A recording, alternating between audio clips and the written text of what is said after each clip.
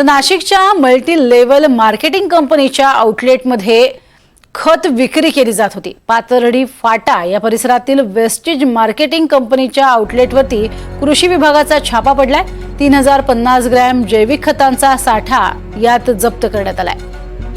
अधिक माहिती घेऊयात प्रांजल कुलकर्णी यांच्याकडनं। प्रांजल, काय अधिक माहिती या बातमी संदर्भात? आपण बघितलं तर एकीकडे खरीप हंगामाला आता सुरुवात होणार आहे, त्या पार्श्वभूमीवर सर्व तयारी ही करण्यात आलेली आहे।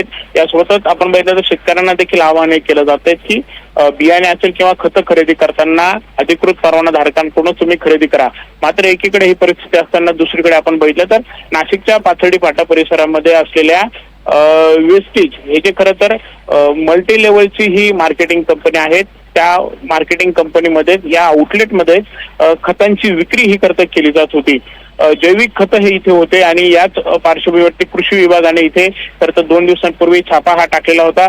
संबंधित कंपनीकडून याबाबतची नोटीस पाठवून त्यांच्याकडून सर्व माहिती देखील मागवण्यात आली होती।